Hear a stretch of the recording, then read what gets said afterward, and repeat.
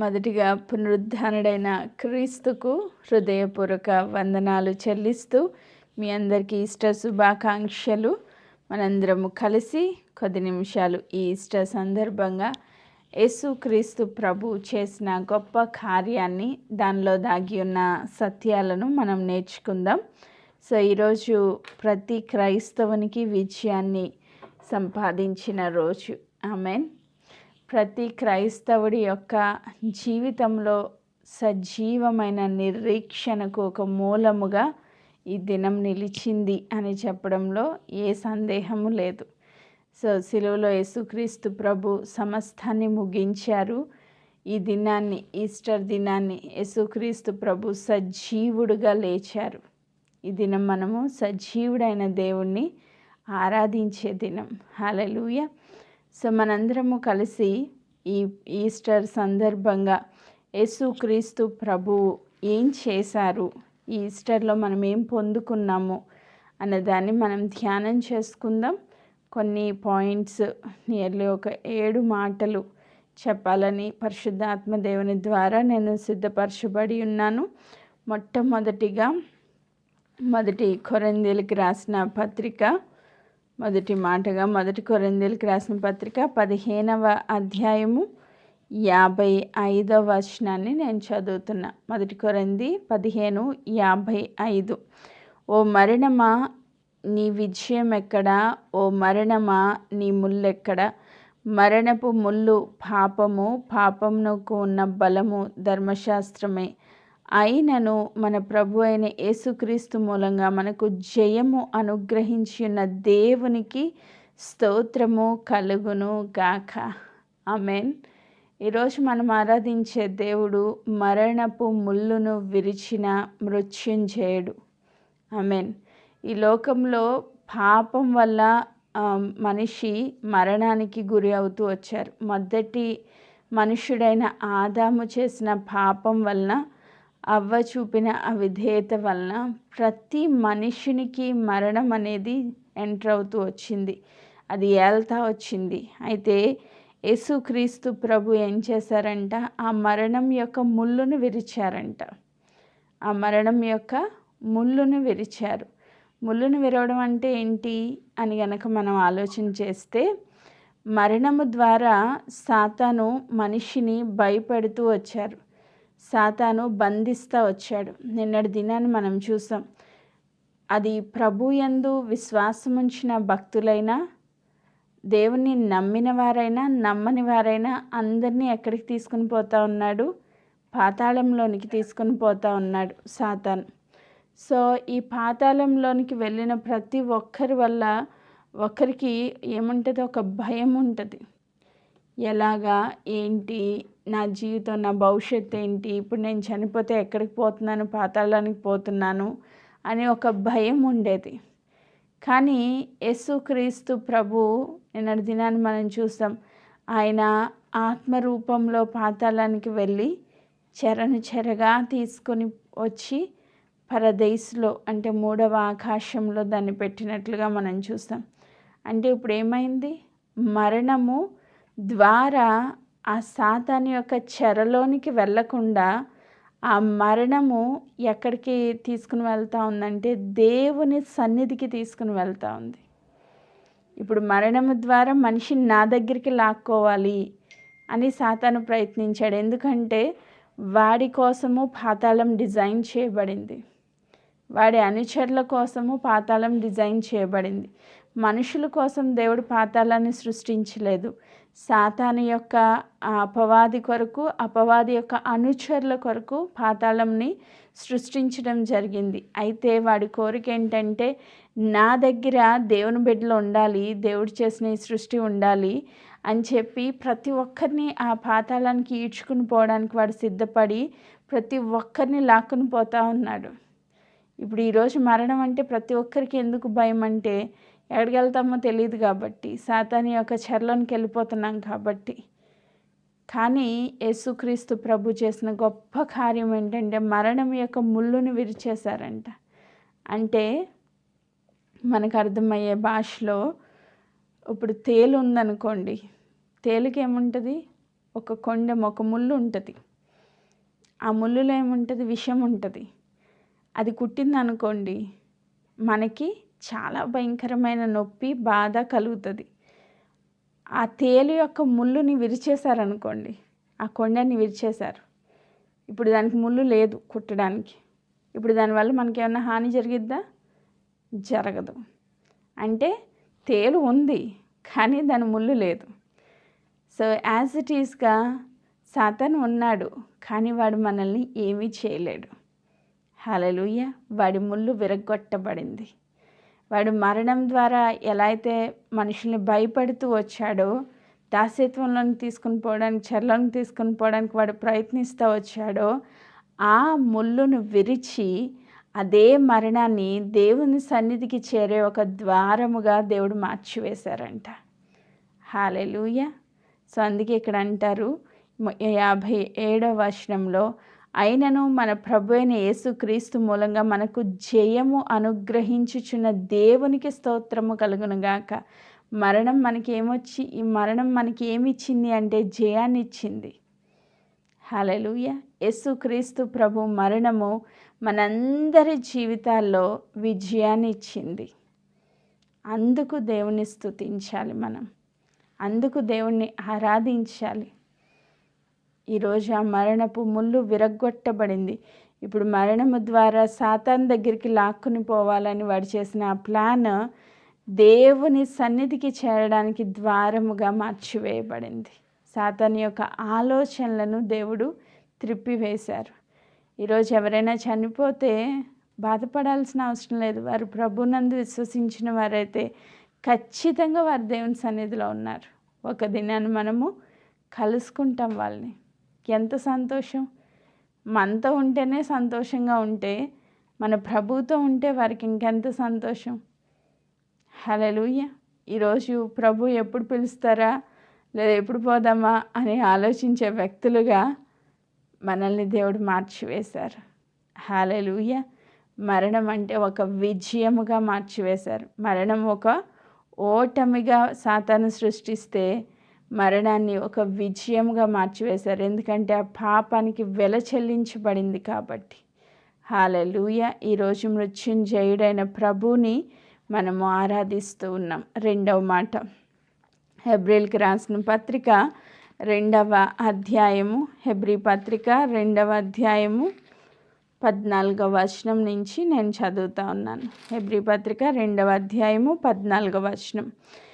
కాబట్టి ఆ పిల్లలు రక్త మాంసములు గలవారైనందున ఆ ప్రకారమే మరణము యొక్క బలము గలవానిని, అనగా అపవాదిని మరణము ద్వారా నశింప చేయుటకును, జీవితకాలమంతా మరణ భయము చేత దాస్యత్వమునకు లోబడిన వారిని విడిపించుటకును ఆయన కూడా రక్త మాంసంలో పాలివాడాయను. హల్లెలూయా. సో 14-15 వచనాల్లో ఏం చెప్తున్నారు ప్రభు అంటే, మరణం యొక్క బలము గల వానిని, అనగా అపవాదిని లేదా సాతానును మరణము ద్వారా నశింప చేయుటకు. సో ఈరోజు ఏ మరణాన్ని అయితే తీసుకొచ్చి సాతాను ప్రజలందరినీ భయపెడుతూ వచ్చాడో, ఆ మరణముతోనే సాతాన్ని జయించారంట ప్రభు. అపవాదిపై వచ్చిన గొప్ప విజయానికి సూచన ఈ ఈస్టర్ సండే. అపవాదిపై వచ్చిన గొప్ప విజయం. ఆమేన్. అందుకే ఆయన జీవిత కాలమంతా మరణ భయము చేత దాస్యత్వమునకు లోబడిన వారిని విడిపించుటకు. సో ఈరోజు జీవితం అంతా ప్రభువుని ఎరుగక ముందు నువ్వు మరణానికి భయపడవచ్చు, కానీ ప్రభువుని ఎరిగిన తర్వాత నువ్వు మరణానికి భయపడాల్సిన అవసరం లేదు. మరణం యొక్క దాస్యత్వంలో నువ్వు బ్రతకాల్సిన అవసరం లేదు. పౌలు భక్తుడు అంటాడు కదా, ఏమంటారు? బ్రతుకుట క్రీస్తే, చావైతే లాభమే. ఇప్పుడు మరణాన్ని ఎలా మార్చేశారు ప్రభు? లాభంగా మార్చారు. సో ఇప్పుడు ఈరోజు ఒకవేళ నీకు మరణమే సంభవించినా నువ్వు భయపడాల్సిన అవసరం లేదు. మనం చూస్తాం చాలామంది భక్తుల జీవితాల్లో, నిజంగా ప్రభువుని వెంబడించిన భక్తుల జీవితాల్లో వారి మరణ దినం దేవుడు వారికి ముందే తెలియచేసినప్పుడు వారందరూ చక్కగా కుటుంబ సభ్యులకి నేను ప్రభు దగ్గరికి వెళ్తున్నాను అని చెప్పి వెళ్ళినట్లుగా మనం చూస్తాం. ఎందుకు? వాళ్ళు సంతోషంగా వెళ్తున్నారు ప్రభు దగ్గరికి. సో ఎందుకంటే ఆ మరణంను దేవుడు జయంగా మార్చారు కాబట్టి, అపవాదిని ఓడించారు కాబట్టి, అపవాది ఈరోజు నీ జీవితంలో, నా జీవితంలో సాతాను ఓడిపోయాడు. అపవాదిపై మనకి విజయాన్ని ఇచ్చారు. అందుకే ఇక్కడ చెప్తున్నారు, ఆ అపవాదిని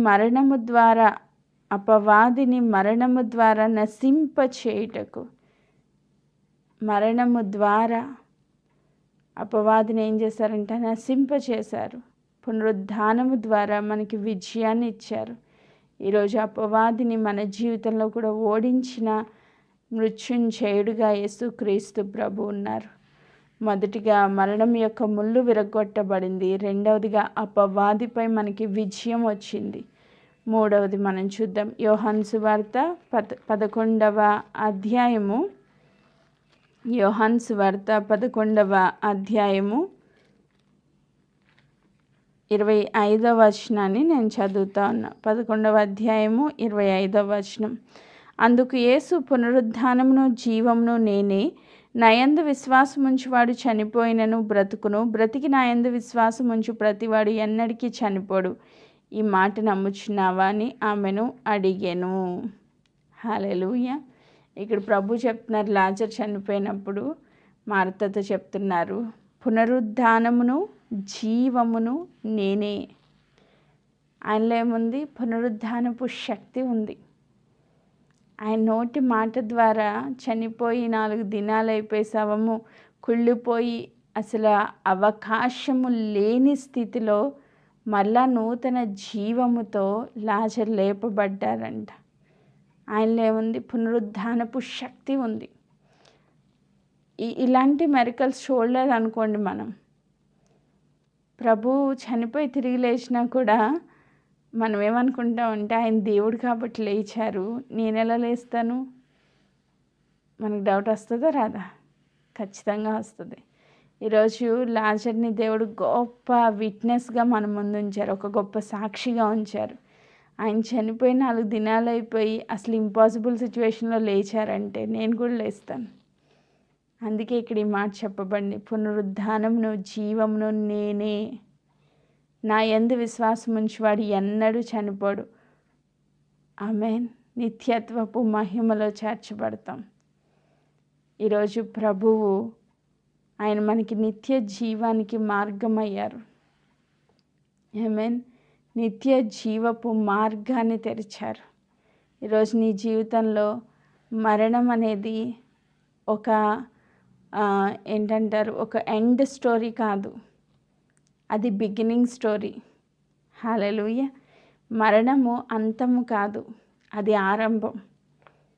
దేనికి ఆరంభం? ప్రభువుతో కలిసి జీవించడానికి ఆరంభం అది. హల్లెలూయా.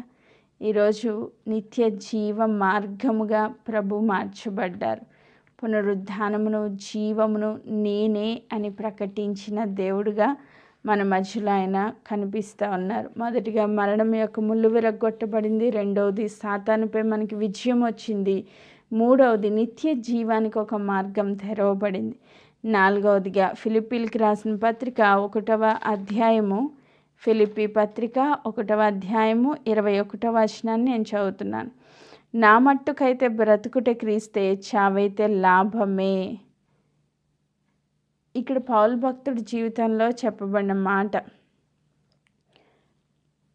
అందరూ మరణము అనేది ఒక పెద్ద ఎడబాటు, ఈ కుటుంబాన్ని విడిచి వెళ్ళిపోవాలి, మన బంధుమిత్రులను విడిచి వెళ్ళిపోవాలి, అందరినీ విడిచి వెళ్ళిపోవాలి కాబట్టి భయంలో బ్రతుకుతూ ఉంటారు. కానీ పౌలు భక్తుడు ఆయన ఏం చెప్తున్నారు? నా మట్టుకైతే, అంటే నా జీవితంలో అయితే బ్రతుకుట క్రీస్తే, చావైతే లాభమే. ఒకవేళ బ్రతికితే ప్రభు కోసం బ్రతుకుతాను, లేదా చనిపోతే చాలా లాభం అది నాకు. ఎందుకు చెప్తున్నారు ఈ మాట? ఆయనకి మరణం తర్వాత ఏం జరుగుతుందో తెలుసు కాబట్టి. మరణం తర్వాత ఎంత గొప్ప జీవితము ఉందో ఆయన గ్రహించాడు కాబట్టి, ఎంత మహిమ ఉందో ఆయన చూశాడు కాబట్టి, ఆయన మూడో ఆకాశానికి ఎక్కి వెళ్ళి ఆ పరలోకపు దర్శనాలు చూశారు కాబట్టి ఈ దినాన్ని ఆయన ధైర్యంగా చెప్తున్నారు. ఏమని? మరణము నాకు లాభము అని. నువ్వు నేను అలా చెప్పగలుగుతున్నామా? చాలామంది అమ్మ మరణకరమైన పరిస్థితిలో ఉన్నారు, బ్రతకాలని ప్రార్థించండి, ప్రార్థించండి, ప్రార్థించండి. వృద్ధులుగా ఉన్నవారి కొరకు ఒక్కొక్కసారి ప్రార్థన చేసినప్పుడు వారు ఒకవేళ ఏదైనా హెల్త్ ఇష్యూస్తో సఫర్ అవుతూ ఉంటే కొంతమందికి నేను ఇలా కూడా ప్రార్థన చేశాను, ప్రభువా నువ్వు జ్ఞాపకం చేసుకోవాలని. ఈ వేదనలు వద్దు. ఈ శరీర బలహీనతలతో ఈ బాధ ఎంత సఫరింగ్ ఉంటుందో అది మనుషులుగా మనం అర్థం చేసుకోగలం. ఏదో సమయంలో మనం కూడా నొప్పి బాధ గుండా వెళ్ళిన వాళ్ళమే కాబట్టి. సో ఈ శరీరానికి ఒకవేళ అంతం ఉండొచ్చేమో కానీ ఆ వ్యక్తి ప్రభు యందు విశ్వాసం ఉంచితే ఆ మరణం ఆయనకి లాభకరంగా మార్చబడుతుంది. ఆమేన్. ప్రభునందు మృతులైన వారు ధన్యులు. వాళ్ళు దరిద్రులు కాదు, ధన్యులు. ఆమేన్. అందుకే పౌలు భక్తుడు చెప్తున్నాడు, చావైతే అది నాకు లాభం. ఆమేన్. ఈరోజు మరణాన్ని గురించి భయపడే వ్యక్తులుగా మనం ఉండాల్సిన అవసరం లేదు. ఎందుకంటే మన దేవుడు సజీవుడు, మనం కూడా సజీవులమే. ఆయన యందు విశ్వాసం ఉంచిన మనం కూడా సజీవులమే. హల్లెలూయా. మన ఆత్మకి చావు లేదు. ప్రభు చనిపోయిన ఆ క్షణమే ఆత్మరూపంలో ఆయన బ్రతికించబడ్డారు. ఈరోజు పునరుద్ధానపు బలముతో ఆయన లేచారు. ఆమేన్. సో ఆయన మహిమా స్వరూపిగా మార్చబడ్డారు. ఏదైతే ఆదాము అవ్వలు కోల్పోయారో మహిమను, అదే మహిమ ఈరోజు ప్రభు పొందుకొని తండ్రి కుడిపార్శ్వంన ఆసీనుడై ఉన్నారు. అదే మహిమ నీకు నాకు ఇవ్వడానికి ఇష్టపడతా ఉన్నారు. హల్లెలూయా. ఈరోజు మరణం గురించి ఇంకా భయపడుతున్న వ్యక్తివైతే పౌలు భక్తుడు చెప్పినట్లుగా మన జీవితంలో కూడా నా మట్టుకైతే బ్రతుకుట క్రీస్తే, చావైతే లాభమే. క్రీస్తు కోసం బ్రతుకుతా, ఆయన సువార్త ప్రకటించడానికి. ఒకవేళ ప్రభు పిలుచుకుంటే సంతోషంగా వెళ్ళిపోతాను. ఎందుకు ఈరోజు ఈ లోకంలో ఎంత బ్రతికినా సొలొమోను భక్తుడు అంటారు కదా, సూర్యుని కింద సమస్తము వ్యర్థం వ్యర్థం వ్యర్థం వ్యర్థం అని తేల్చేశాడు ఆయన. ఎంతో గొప్ప జ్ఞాని. ఆయన అంత జ్ఞానవంతుడు ఈ ప్రపంచంలో ఎవరు లేరు. అంత గొప్ప జ్ఞాని చెప్తున్నాడు ఈ సూర్యుని కింద సమస్తం వ్యర్థమని. ఈ వ్యర్థమైన దానికోసం మనం ప్రయాసపడతా ఉంటాం. ఇంకా బ్రతకాలి, ఇంకా బ్రతకాలి, ఇంకా సంపాదించాలి, ఇంకా సుఖించాలి, ఇంకా తినాలి, ఇంకా తాగాలి. వ్యర్థమైన దానికోసం పోరాడుతూ ఉంటాం, కష్టపడుతూ ఉంటాం. కానీ పౌలు చెప్తున్నారు, ఈ లోకంలో బ్రతుకుట క్రీస్తే, చావైతే లాభమే. ఒక విశ్వాసికి ఈ పునరుద్ధాన దినము గొప్ప ధైర్యాన్ని ఇచ్చింది. ఈస్టర్ గొప్ప ధైర్యాన్ని ఇచ్చింది. ఈరోజు నీకు నాకు ఆ ధైర్యం ఉందా? ఉంటే ప్రభుకు స్తోత్రం. ఒకవేళ లేకపోతే ఈరోజు అన్న గ్రహించాలని పరిశుద్ధాత్మ దేవుని ద్వారా మనం బోధించబడతా ఉన్నాం. నీ జీవిత అంతము నిత్య జీవము. ఆమేన్. ఇంకొక మాట చూద్దాం. రోమీయులకు రాసిన పత్రిక 6వ అధ్యాయము, రోమపత్రిక 6వ అధ్యాయం 4వ వచనాన్ని నేను చదువుతున్నాను. కాబట్టి తండ్రి మహిమ వలన క్రీస్తు మృతుల్లో నుండి ఎలాగ లేపబడినో అలాగే మనమును నూతన జీవం పొందిన వారమై నడుచుకున్నట్లు మనము బాప్తిస్మం వలన మరణంలో పాలు పొందుటకై ఆయనతో కూడా పాతిపెట్టబడితిమి.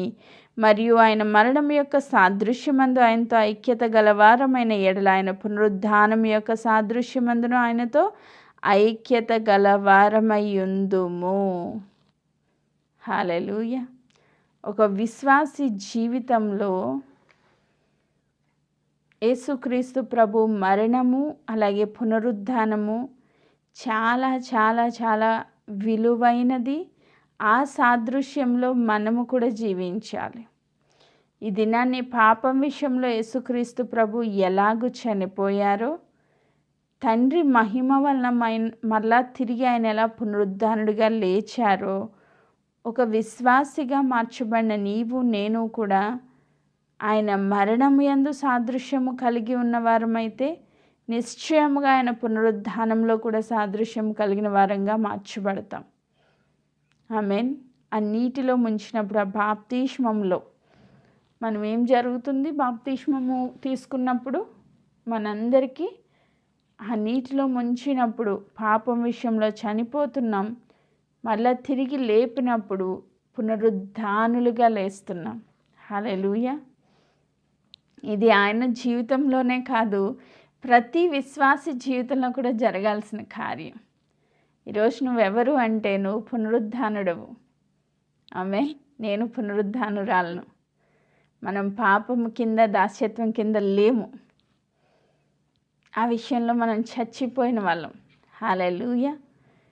పాపం విషయంలో చచ్చిన వారము, నీతి విషయంలో జీవించుచున్నవారం. ప్రభువుతో కలిసి జీవిస్తూ ఉన్నాం. మరణంలో సాదృశ్యం కలిగి ఉంటే పునరుద్ధానంలో కూడా నీకు సాదృశ్యము కలిగిన దానముగా మార్చబడతావు. ఆమేన్. ఈరోజు ఏ పాపం మన మీద ప్రభుత్వం చేయడానికి వీల్లేదు.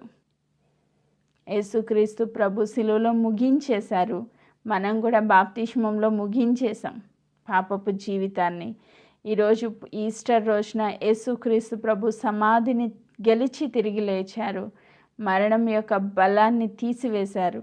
ఈరోజు మన జీవితంలో కూడా పునరుద్ధానులుగా తిరిగి లేచి ప్రభువును పోలి మనం నడుచుకుంటా ఉన్నాం. మనం నూతన సృష్టిగా మార్చబడ్డాం. హల్లెలూయా. ప్రతి విశ్వాసి జీవితంలో ఈ యొక్క సాదృశ్యం ఖచ్చితంగా కనిపించాలి. ఈయన ప్రభు లేచారని పాటలు పాడిస్తే సరిపోదు, నువ్వు కూడా లేయాలి. ఆమేన్. నువ్వు కూడా విజయాన్ని చూడాలి. నువ్వు కూడా పునరుద్ధానపు శక్తిని, బలమును పొందుకోవాలి. ఆ బలముతో నువ్వు నడవాలి. ఆమేన్. పాపం మన మీద ఏలుబడి చేయడానికి వీల్లేదు, దానికి శక్తి లేదు. ఇది వరకు మనము ఒకవేళ దాస్యత్వంలో ఉన్నామేమో, టీవీలకు, లేకపోతే త్రాగుడుకు, లేకపోతే వ్యభిచారానికి, ఏవేవో పాపాల క్రింద పట్టబడిన స్థితిలో ఉన్నామేమో. కానీ క్రీస్తును ఎరిగిన తర్వాత, ఆయన యొక్క మరణ పునరుద్ధానములందు సాదృశ్యము కలిగిన నీటి బాప్తిస్మం తర్వాత పరిశుద్ధాత్మ దేవుని ద్వారా మనం సంధించబడితే ప్రతి వ్యసనానికి ఒక ముగింపు జరిగిపోయింది నీ జీవితంలో. ఇప్పుడు నువ్వు నూతన సృష్టివి. ఆయన మహిమలో ప్రవేశించావు. ఆయన పునరుద్ధానపు శక్తిని కలిగి ఉన్నావు. నీకు అసాధ్యమైనది ఏదీ లేదు. కొంతమంది చెప్తారు, నా వల్ల కావట్లేదండి దీన్ని జయించడం. అలాంటిది ఒక విశ్వాస జీవితంలో ఉండదు నన్ను అడిగితే. దేన్నైనా మనం జయించవచ్చు. హల్లెలూయా. ఆయన పునరుద్ధానపు శక్తితో దేనినైనా మనం జయించవచ్చు. పునరుద్ధానపు శక్తి కలిగిన యేసుక్రీస్తు ప్రభుని గోడలు ఆపలేకపోయినాయి అంట. అసలు సమాధి ఆపలేకపోయింది. ఆ పెద్ద రాయి ఆపలేకపోయింది. గోడలు ఆపలేకపోయినాయి. ఆయన ఎక్కడికి వెళ్ళాలనుకుంటే అక్కడ ప్రత్యక్షమయ్యారు. హల్లెలూయా. ఆయన ఆ మహిమతో లేచారు. మహిమలో ఉన్నారు. ఆయన ఏం చేయాలనుకుంటే అది చేయగలరు ఇప్పుడు. అలాగే నువ్వు నేను కూడా మహిమలో ఉంటే ప్రభు యొక్క పునరుద్ధానపు శక్తితో మనం ఏదైనా చేయగలం. ఆమేన్. పాపాన్ని జయించగలం. ఆమేన్. సాతాన్ని ఓడించగలం నీ జీవితంలో, నా జీవితంలో. ఆమేన్. సాతాన్ యొక్క క్రియలు లయపరచగలం. ఆమేన్. నెక్స్ట్, ఇప్పుడు మనకి ఏమి ఇచ్చారంట? పాపంపై విజయం ఇచ్చారు ప్రభు. మొదటిగా మరణపు ముళ్ళును విరిచిన విజయవీరుడు. రెండవదిగా అపవాదిపై జయాన్ని ఇచ్చారు. మూడవదిగా నిత్య జీవానికి మార్గాన్ని తెరిచారు. నాలుగవదిగా విశ్వాసి ధైర్యముగా, చావును చూసి భయపడకుండా ధైర్యముగా ఉండేటట్లుగా చేశారు. ఐదవది పాపంపై జయాన్ని ఇచ్చారు. ఆమెన్. నెక్స్ట్ వన్ 2 కొరింథీ పత్రిక 12వ అధ్యాయము 9వ వచనం. 12వ అధ్యాయం 9వ వచనం. అందుకు నా కృప నీకు చాలును, బలహీనత యందు నా శక్తి పరిపూర్ణమగుచున్నదని ఆయన నాతో చెప్పాను. ఇక్కడ పౌలు గారి జీవితంలో ఒక ముళ్ళు ఉందంట. ఆయన ప్రార్థన చేస్తూ వచ్చాడు, ముమ్మారు ప్రార్థన చేస్తూ వచ్చాడు, అయ్యా నీ చిత్తమైతే ఈ ముళ్ళు తీసేయని. ప్రభు చెప్తున్నారు, నా కృప నీకు చాలును, బలహీనతల యందు నా శక్తి పరిపూర్ణమవుతుంది. ఎవరి శక్తి? క్రీస్తు యొక్క పునరుద్ధానపు శక్తి నీ బలహీనతలో ఏమవుతుందంటే పరిపూర్ణమగుతున్నది. ఆమేన్. ఒక్కొక్కసారి అనిపిస్తుంది మనకి, నాకు కూడా అనిపిస్తూ ఉంటుంది, ఇంత బలహీనరాలను కదా ప్రభువా, ఇంత బలంగా ఎలా వాడుకుంటున్నారు. ఎందుకంటే నా శక్తి ఏంటో నాకు తెలుసు, నా కెపాసిటీ ఏంటో నాకు తెలుసు, నా జ్ఞానం ఏంటో నాకు తెలుసు. మీ అందరికన్నా అత్యంత బలహీనరాలు నేను, శారీరకంగా మానసికంగా చాలా బలహీనరాలని. కానీ ఎప్పుడు బలహీనరాలను అప్పుడే బలవంతురాలుగా మార్చబడతా ఉన్నాను. ఎందుకు? ఆయన పునరుద్ధానపు శక్తి మనలో నింపబడుతుంది కాబట్టి. ఆమేన్. సాతాను అనుకున్నాడు కదా, యేసుక్రీస్తు ప్రభుని భయంకరంగా హింసించి చంపేశాను, ఆయన ఓడిపోయాడు అనుకున్నాడు సాతాను. ఆయన ఇప్పుడు 3వ దినాన్ని మహిమతో లేచారు. ఇప్పుడు ఆయన టచ్ కూడా చేయలేడాడు, సాతాను టచ్ కూడా చేయలేడు, ఎందుకంటే ఆయన మహిమలో ఉన్నారు. ఈరోజు నువ్వు ఎంతో బలహీనరాలు అవి ఉండొచ్చు, కానీ క్రీస్తు యొక్క పునరుద్ధానపు శక్తి నీలో ఉంటే నువ్వు ఎప్పుడు బలహీనరాలుగా అప్పుడే బలవంతురాలుగా మార్చబడతావు. ఆమేన్. నువ్వు ఎప్పుడు బలహీనురాలుగా అప్పుడే బలవంతురాలుగా మార్చబడతావు. ఎప్పుడైతే క్రీస్తు పునరుద్ధానపు శక్తిని నువ్వు అనుభవిస్తావో నీ బలహీనతలన్నింటిలో దేవుని బలాన్ని నింపుతారు. ఒకవేళ మనమే బలవంతులం అయ్యాం అనుకోండి, మనం అనుకుంటాం నా బలంతో నీ పనులన్నీ చేస్తున్నానని, గర్వం వచ్చేస్తుంది. సాతానికి మళ్ళీ మనం చోటిస్తాం. అందుకే ఒక్కొక్కసారి మనల్ని బలహీనలు చేసి ప్రభు బలంతో నింపి వాడుకుంటూ ఉంటారు. హల్లెలూయా. అప్పుడు ఆయన శక్తిని మనం గుర్తించగలుగుతాం. ఈరోజు ప్రతి ఒక్కరికి ఉన్న బలహీనతల్లో ఆయన పునరుద్ధానపు శక్తిని నింపడానికి ఆయన ఇష్టపడుతున్నారు. నీ బలహీనతలు యందు నా శక్తి పరిపూర్ణమగుచున్నది అని చెప్తున్నారు. నువ్వు ఎలాంటి సిక్నెస్లో ఉన్నా, ఎలాంటి వీక్నెస్లో ఉన్నా, దేవా నీ పునరుద్ధాన బలమును నేను నా జీవితంలో చూడాలి అని నువ్వు విశ్వాసంతో ప్రార్థిస్తే ఖచ్చితంగా ఆయన బలం నువ్వు పొందుకొని ఆ పరిస్థితులను నువ్వు జయించగలుగుతావు. ఆమేన్. Praise God. నెక్స్ట్ పాయింట్లోకి వెళ్దాం, టైం అయిపోతుంది. రోమిల్కి రాసిన పత్రిక 8వ అధ్యాయము, రోమపత్రిక 8వ అధ్యాయము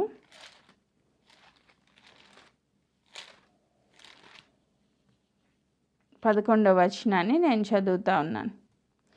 మృతుల్లో నుండి యేసును లేపిన వాని ఆత్మ మీలో నివసించిన ఎడల, మృతుల్లో నుండి క్రీస్తును లేపినవాడు చావునకు లోనైన మీ శరీరములు కూడా మీలో నివసించుచున్న తన ఆత్మ ద్వారా జీవింపజేయును. ఆమేన్.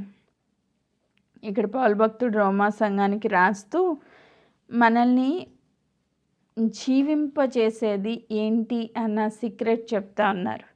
మృతుల్లో నుండి యేసును లేపిన ఆత్మ. ఇప్పుడు యేసుక్రీస్తు ప్రభు ఈ మృతుల్లో నుంచి లేపబడ్డానికి మూలం ఏంటి అంటే పరిశుద్ధాత్మ.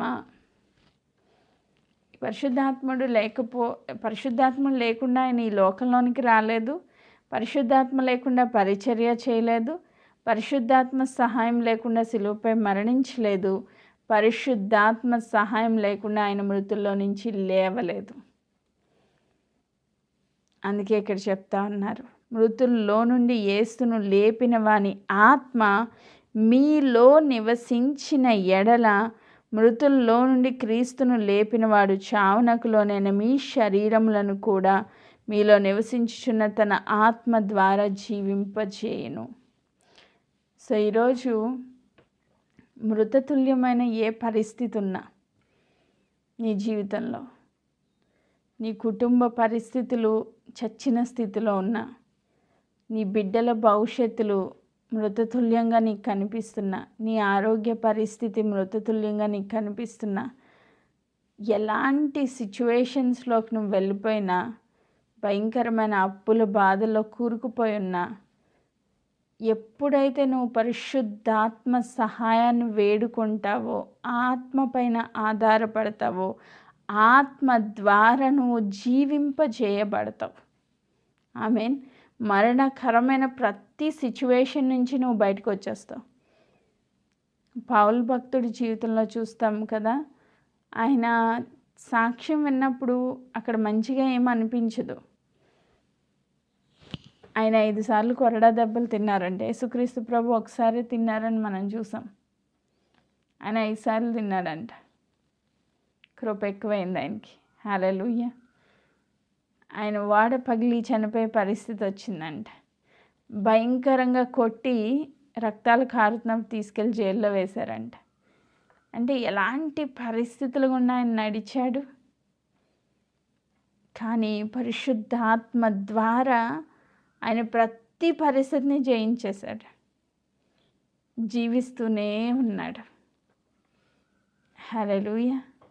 ఈరోజు యేసుక్రీస్తు ప్రభువుని మృతుల్లో లేపిన ఆత్మ నీపైన కృమ్మరించబడితే, నువ్వు పరిశుద్ధాత్మను కలిగిన వ్యక్తివైతే, నీ ఎదురుగుండా ఎలాంటి సమస్యలున్నా, ఎలాంటి మృతతుల్యమైన పరిస్థితులు వచ్చినా నువ్వు జీవించే ఉంటావు. ఆమేన్. నువ్వు మాత్రం జీవంతోనే ఉంటావు, దాంట్లో నో డౌట్. ఆమేన్. దేవుని ఆత్మ ద్వారా మనము జీవింపజేయబడుతున్నాం. హల్లెలూయా. ఈరోజు మరణంపై యేసుక్రీస్తు యొక్క విజయాన్ని మనం చూస్తున్నాం. చీకట్లో నుంచి వెలుగుని చేసిన దేవుడు మరణంలో నుంచి జీవంలోనికి మనల్ని దాటించి ఉన్నారు. ఆమేన్. క్రీస్తులో పునరుద్ధానము మన జీవితానికి ఒక శుభ నిరీక్షణను కలుగజేసింది. ఈరోజు మరణం యొక్క ముళ్ళు విరగొట్టబడింది. అది మనపై ప్రభుత్వం చేయజాలదు, చేయలేదు. అపవాదిపై మనకి విజయం వచ్చింది. నిత్య జీవానికి మార్గము తెరవబడింది. విశ్వాసికి ఒక ధైర్యం వచ్చింది. పాపంపై విజయాన్ని మనకి దేవుడు అనుగ్రహించారు. బలహీనతలో దేవుని యొక్క పునరుద్ధానపు శక్తిని మన జీవితంలో నింపారు. మరణకరమైన ప్రతి పరిస్థితిని జీవముతో ఆయన ఆత్మ ద్వారా నింపుతూ వస్తూ ఉన్నారు. సో ఇన్ని రకాలుగా మన జీవితాల్లో కార్యాలు చేసిన పునరుద్ధానుడైన క్రీస్తును మనము ఆరాధించే బద్దులమై ఉన్నాం. ఆమేన్.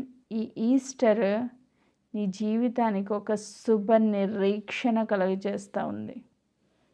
ఆయన లేచాడు, నేను కూడా ఖచ్చితంగా లేస్తాను. ఆయన తండ్రితో ఈరోజు తండ్రి దగ్గర, తండ్రితో పాటు ఆయన ఉన్నారు. నేను కూడా లేచి తండ్రి వద్దకు చేరుతాను. ఆమేన్. ఆయనతో కలిసి యుగ యుగాలు జీవిస్తాను. ఎంతమంది నమ్ముతున్నారు ఈ మాట? సో ఈరోజు పునరుద్ధానం ఉంది అని నమ్మితే నీ జీవితంలో బాధ అనేదే ఉండదు. నన్ను అడిగితే పరిస్థితులను బట్టి నువ్వేం బాధపడవు. ఎప్పుడు వెళ్తానా అని ఆశపడుతూ ఉంటావు. ఆమేన్. సో దేవుని సన్నిధిలో ఈ దినాన్ని ఆ పునరుద్ధానపు శక్తితో మనము జీవించాలని కోరుకుంటూ, పునరుద్ధానుడైన ప్రభువును హృదయపూర్వకంగా ఆరాధించే బదులమై ఉన్నామని సెలవిస్తూ ఈ మాటలు ప్రభు మన వినికిడిలో దీవించి ఆశీర్వదించును గాక. ఆమేన్. మరొకసారి అందరికీ ఈస్టర్ శుభాకాంక్షలు. Praise God.